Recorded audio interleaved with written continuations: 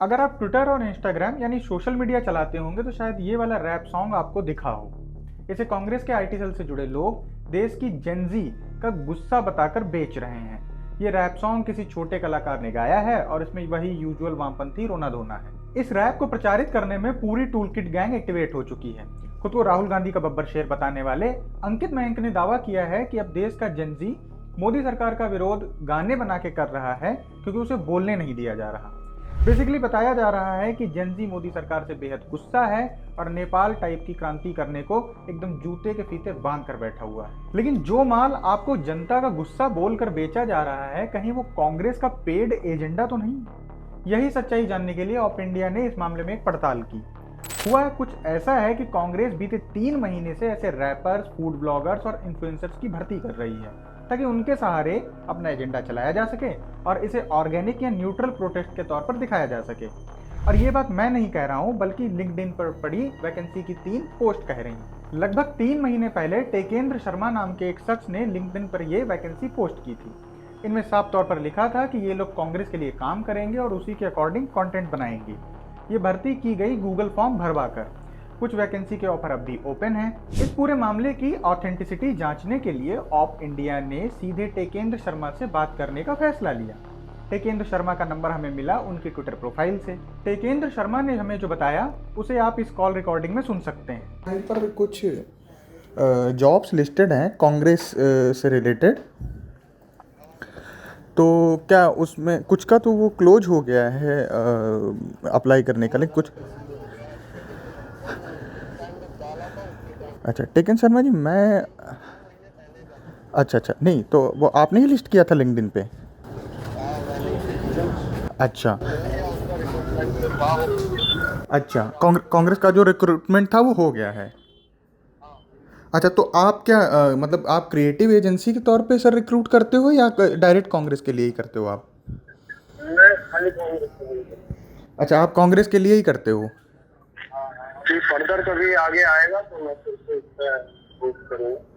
नहीं अच्छा सर, इसमें अच्छा एक चीज़ बस मुझे और बता दीजिए, तो आप क्या मतलब आप पार्टी से हो या नहीं, मैं पार्टी का नहीं हूँ, मैं अलग हूँ। पर पार्टी में जो ग्राफिक और कंटेंट का काम है वो मेरे को दे रखा है, मेरे रिक्रूटमेंट के लिए। अच्छा, पार्टी ने ग्राफिक और कंटेंट का काम आपको ही दे रखा है? हाँ, रिक्रूटमेंट के। अच्छा, रिक्रूटमेंट के लिए, ओके। और फिर वो पार्टी उसको फिर अपने हिसाब से चलाती होगी। हाँ हाँ, टेक्निकल राउंड का इंटरव्यू वगैरह वही लेते हैं, मैं बेसिक कुछ देता हूँ। अच्छा, सैलरी वगैरह भी वही देते हैं? क्या आप क्या बता रहे हो, क्या वही देते हैं? मैं कह रहा हूँ टेक्निकल राउंड का जो है वो पार्टी वाले भी देखते हैं, मैं सिर्फ सीवी शॉर्ट लिस्ट करके उनको भेजता हूँ। अच्छा, आप सीवी शॉर्ट लिस्ट करके उनको भेजते हो। ओके, मतलब आप पार्टी के पदाधिकारी नहीं है? नहीं, पार्टी से मेरा कोई पदाधिकारी या मेंबरशिप। अच्छा, ठीक है टेकन जी। तो बेसिकली उन्होंने बताया कि वो कांग्रेस के सदस्य तो नहीं हैं, लेकिन हाँ पार्टी के लिए रिक्रूटमेंट करते हैं और सीवी शॉर्टलिस्ट करके पार्टी को भेज देते हैं। उन्होंने ये भी कहा कि आगे अगर कोई वैकेंसी होगी तो वो मुझे बताएंगे। अब टेकेंद्र शर्मा ने तो ये कबूल कर लिया कि वो कांग्रेस के लिए भर्ती कर रहे थे और पार्टी भी ऐसा काम करवा रही थी, लेकिन इसका इस्तेमाल कैसा होगा इस पर कोई बातचीत नहीं हो पाई। हमने कांग्रेस से भी इस पूरे मुद्दे पर जवाब मांगना सही समझा। ऑप इंडिया ने एक ईमेल कांग्रेस पार्टी, उसके मीडिया प्रमुख जयराम रमेश और प्रवक्ता पवन खेड़ा को भेजा। इसमें सीधे तौर पर पूछा गया था कि कांग्रेस पार्टी का टेकेंद्र शर्मा से क्या रिश्ता है और क्या पार्टी सही में ऐसा कोई रिक्रूटमेंट ड्राइव चला रही थी। साथ ही हमने पूछा कि कांग्रेस पार्टी इस रिक्रूटमेंट के बाद आने वाले कंटेंट को ऑर्गेनिक बताएगी या फिर खुद के ही ट्विटर हैंडल से पोस्ट करेगी। इस मेल को भेजे हुए 24 घंटे से ऊपर हो चुके हैं, लेकिन अब तक कोई भी जवाब हमें नहीं मिला है। जिस कलाकार का ये रैप सॉन्ग वायरल हो रहा है उसका भी अभी तक कोई अता पता नहीं है। यानी आपके ट्विटर और इंस्टाग्राम पर जो कंटेंट ऑर्गेनिक बताकर आपको फीड करवाया जा रहा है, संभव है कि वो कांग्रेस ने पैसा देकर बनवाया हो। लेकिन शायद ये पहला मौका नहीं है जब कांग्रेस की इस तरह की हरकतें सामने आई हैं। आपको याद होगा कि कुछ दिन पहले वोट चोरी पर खूब सारी रीलें बन रही थी। इसके कुछ दिनों बाद ये रीलें बनाने वाले इन्फ्लुएंसर्स माफी मांगते हुए भी दिखे थे। इसी दौरान कुछ इन्फ्लुएंसर्स राहुल गांधी को क्यूटी और पूकी बताने के लिए भी लगाए गए थे। ये भी खुलासा हुआ था कि 20 से 30 हजार में यह काम करवाया गया था। अंदाजा लगाया जा सकता है कि नेपाल से पहले भी इंडिया में एक जंजी वाला रेजिम चेंज ऑपरेशन करने की तैयारी थी, लेकिन पूरे एजेंडे की पोल खुल गई। तो संभव है कि जिसे आप जनता की आवाज़ समझ रहे हो वो जानबूझकर चलाया गया प्रोपेगेंडा हो, आपका ब्रेन वॉश करने के लिए स्पेसिफिकली बनाया गया कंटेंट हो।